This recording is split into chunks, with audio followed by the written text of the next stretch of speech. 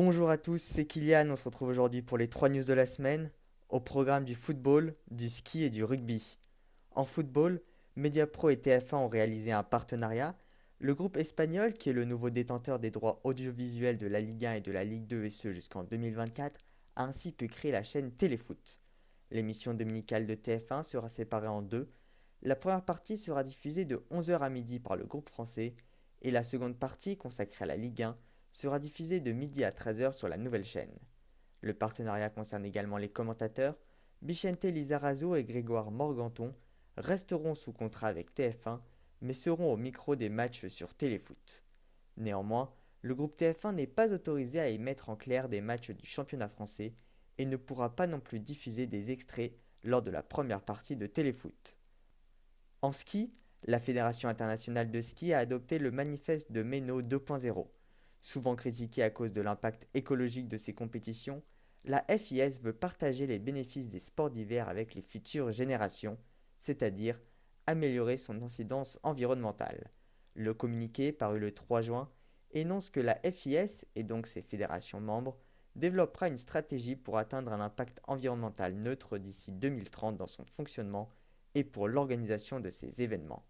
La fédération annonce qu'elle travaillera autour de 5 points majeurs: la réduction de l'impact global environnemental et climatique des activités, l'animation d'actions pour le climat, la promotion d'une consommation durable et responsable, la mise en avant d'actions climatiques durables dans la communication et l'ancrage d'une neutralité climatique dans la gouvernance de la fédération.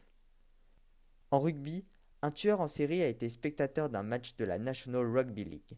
Le week-end passé, la fédération australienne a rempli les tribunes de supporters en carton où les fans pouvaient y insérer leur tête pour le prix de 22 $ australiens, soit 13,50 €.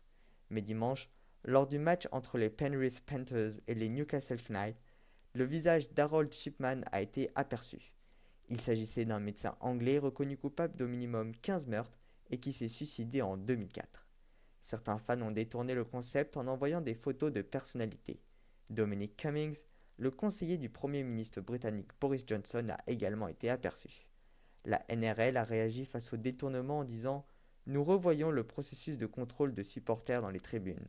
Le week-end était un essai et les essais sont faits pour régler les problèmes. En ce qui concerne l'aspect sportif, le match s'est conclu sur un nul 14 partout.